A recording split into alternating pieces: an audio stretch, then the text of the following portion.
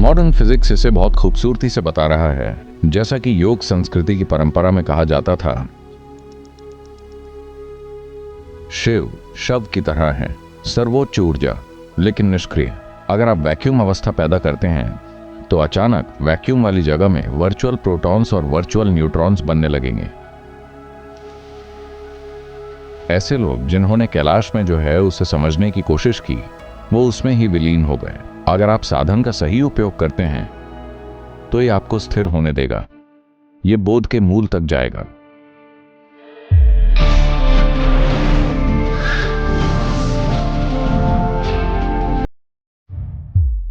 खालीपन आमतौर पर नेगेटिव खालीपन का एक नकारात्मक संदर्भ होता है।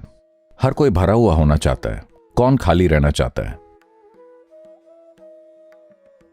लेकिन इस पूर्णता की तलाश में ही लोगों ने खुद को बर्बाद कर लिया है। मुझे बताइए, आपकी जेब भरने में कितना पैसा लगता है?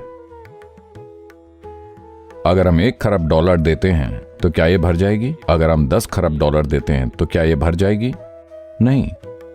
आप कितना भी डालें, जेब भरी नहीं जा सकती। ऐसी कोई चीज नहीं है। कितना लगता है? आपके मन को भरने में कितना ज्ञान लगता है? अगर आप धरती के सभी पुस्तकालयों को पीसते हैं और इसे अपने सिर में डालते हैं तो भी यह नहीं भरेगा। अपना दिल भरने के लिए आपको कितने लोगों से प्यार करना पड़ता है? 7.3 अरब लोग, फिर भी जगह है, तो यह कभी पूरा नहीं भरता। तो भरने की कोशिश निरर्थक है।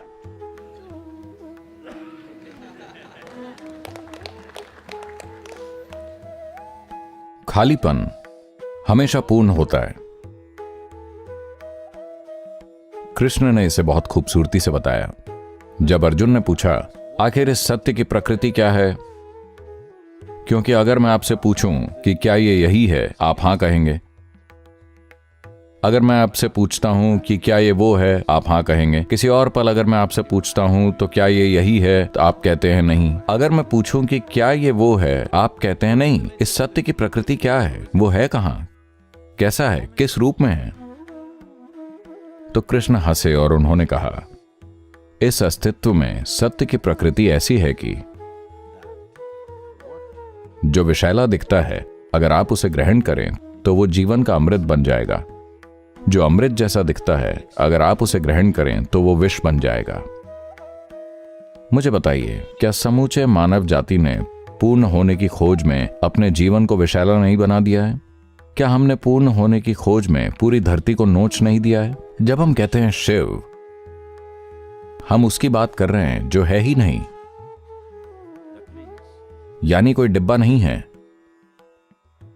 यह ऐसा कुछ नहीं है जो किसी तरह के डिब्बे में भरा जाए, ब्रह्मांडीय डिब्बे में भी नहीं। शिव की गोद में ही ब्रह्मांड घटित हो रहा है, क्योंकि ये वो है जो है ही नहीं। जब किसी को इसका बोध होता है या अनुभव होता है, हम उस व्यक्ति को भी शिव कहते हैं। इसी तरह से आदि योगी भी शिव कहलाए, क्योंकि उन्होंने उस आयाम को छुआ और उसके साथ एक हो गए। और इसे जानने का सिर्फ एक तरीका यही है कि आप इसमें विलीन हो जाएं। यह समझने से नहीं होगा, आप इसे समझ नहीं सकते। ऐसी तमाम कहानियां हैं जहां यह हुआ। ऐसे लोग जिन्होंने कैलाश में जो है उसे समझने की कोशिश की, वो उसमें ही विलीन हो गए।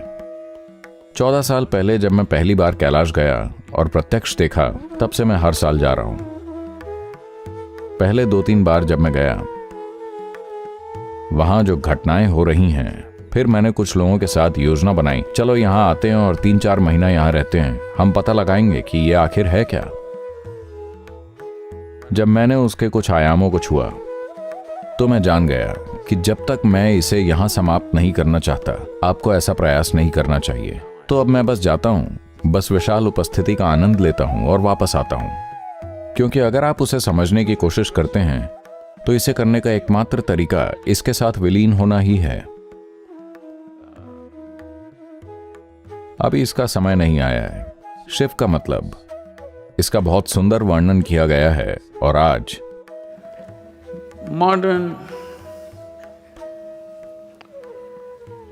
modern physics is going about saying this very beautifully, as it was said traditionally in the yogic culture.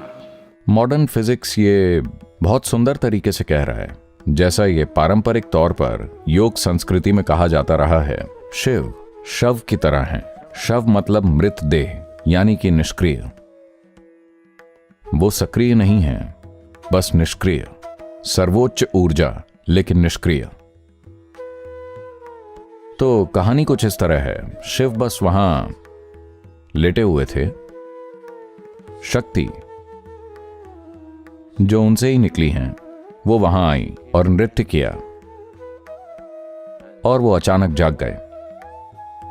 क्योंकि शक्ति ने उनके शरीर पर नृत्य किया, तो वो गर्जन करते हुए जागे। तो हमने उन्हें रुद्र कहा। फिर वो थोड़े शांत हुए, तो हमने उन्हें हर कहा। फिर वो वास्तव में स्थिरता की एक शाश्वत अवस्था में स्थापित हो गए, तो हमने उन्हें सदाशिव कहा, मतलब जो हमेशा शिव हैं। ये तुलना की गई है। आज परमाणु वैज्ञानिक, मेरा मतलब वो नहीं, आज परमाणु मतलब लोग सोचते हैं कि ये सब ऊर्जा के बारे में है, उस संदर्भ में नहीं। मूलभूत भौतिकी इस बारे में बात कर रही है। अगर आप वैक्यूम अवस्था बनाते हैं, यानी कि जहां बिल्कुल कुछ भी नहीं है, और उसके अंदर नहीं, उसके चारों ओर अगर आप कुछ विद्युत आवेश छोड़ते हैं, तो अचानक वर्चुअल प्रोटॉन्स और वर्चुअल न्यूट्रॉन्स वैक्यूम स्थान में पैदा होने लगेंगे। एक ऐसे स्थान में जहां बिल्कुल कुछ भी नहीं है, विद्युत आवेश भी नहीं, विद्युत आवेश सिर्फ उसके चारों ओर नृत्य कर रहा है। इसकी मदद से वर्चुअल प्रोटॉन्स और वर्चुअल न्यूट्रॉन्स बनते हैं। इसका मतलब है कि उस पूर्ण शून्यता में कुछ पैदा करना संभव है। तो पारंपरिक रूप से ऐसा कहा जाता है, शिव पूरी तरह से निष्क्रिय लेटे हुए थे। आप भारत में इस तरह की छवियां देखेंगे। शिव ऐसे लेटे हुए हैं जैसे मृत हों। शक्ति उनकी छाती पर खड़ी है और नाच रही है। उन्होंने इस तरह के चित्र बनाए। जब शिव का प्रभाव हुआ, तो अचानक इस निष्क्रिय स्थान का गर्जन के साथ सक्रियता में विस्फोट हुआ। इसलिए उन्हें शुरुआत में गर्जन करने वाला या रुद्र कहा गया। यह दुर्भाग्यपूर्ण है कि हर चीज को उन सूचनाओं के टुकड़े द्वारा प्रमाणित करना पड़ता है जिन्हें विज्ञान ने अस्तित्व से बटोरा है। यह टेक्नोलॉजी के लिए कीमती है, लेकिन आत्मज्ञान के लिए नहीं। दुनिया के शीर्ष वैज्ञानिक जानते हैं कि उन्होंने कुछ भी नहीं जाना है। सिर्फ पुस्तक पढ़कर बने वैज्ञानिक ही सोचते हैं कि वो सब कुछ जानते हैं। दुनिया के सर्वोच्च वैज्ञानिकों ने घोषणा की है, न सिर्फ हम जानते नहीं हैं, बल्कि जानेंगे भी नहीं। वो कह रहे हैं क्योंकि वो जानते हैं कि खोज के वर्तमान साधनों के साथ ये कहां तक जाएगा, कहां रुकेगा। आप इस कार्य प्रणाली के साथ इस्तेमाल का तरीका जान सकते हैं, लेकिन समझने का तरीका नहीं। आपको इसे समझने की कोशिश नहीं करनी चाहिए, आपको इसमें स्थिर होना चाहिए। अगर आप इसमें स्थिर हो जाएं, स्थिर हो जाएं, स्थिर हो जाएं, तो ये बोध के मूल तक जाएगा। कितनी जल्दी या कितना समय लगेगा, कितने साल लगेंगे, ऐसी कोई चीज नहीं है। अगर आपके पास जरूरी तीव्रता है, तो ये एक पल में स्थिर हो सकता है, या इसमें 100 जन्म लग सकते हैं। समय तीव्रता और एकाग्रता के स्तर पर निर्भर करता है। इसमें सारी समस्या यह है कि ज्यादातर लोग, क्योंकि दुर्भाग्य से शिक्षा बुद्धि के बारे में है, यह हमारी बुद्धि के केवल एक आयाम को पोषित कर रही है, जिसे हम तर्क कहते हैं। इस वजह से हम सब कुछ तार्किक रूप से समझने की कोशिश कर रहे हैं। यह अपने आप में एक बड़ी रुकावट है, जब तक आप अपने स्वयं के तर्क में बंद हैं। जीवन का जादू आपके सामने खुद को उजागर नहीं करेगा। यही कारण है कि प्रक्रिया को इस तरह से तैयार किया गया है। आप बस स्थिर हो जाएं। आप कहीं भी जाने की कोशिश ना करें, इसे बस स्थिर होने दें। जो अंदर से स्थिर हो जाता है वो गलत जगह पर नहीं जा सकता, है ना? अगर आप बाहर जा रहे हैं तो आप गलत जगह पर जा सकते हैं। आप भीतर की ओर मुड़ रहे हैं, आप गलत जगह पर जा ही नहीं सकते। आप जितनी गहराई में उतरते हैं आप सिर्फ स्रोत तक ही जा सकते हैं, आप कहीं और नहीं जा सकते। बाहर की यात्रा में आप जीवन भर के लिए खो सकते हैं, ये जाने बिना कि आपके साथ क्या हो रहा है। भीतर की यात्रा ऐसी नहीं है। भीतर की यात्रा वास्तव में कोई यात्रा नहीं है, ये सिर्फ स्थिर होना है। संयमा की प्रक्रिया या उसकी कार्यप्रणाली संयमा नहीं है, यह सिर्फ एक साधन है। अगर आप उपकरण का ठीक से इस्तेमाल करते हैं, अगर आप उपकरण की पूजा करते हैं तो आप कहीं नहीं पहुंचेंगे। अगर आप इसे सुरक्षित रखते हैं तो आप कहीं नहीं पहुंचेंगे। साधन का इस्तेमाल करना होगा। अगर आप साधन का सही इस्तेमाल करते हैं तो यह आपको स्थिर होने देगा।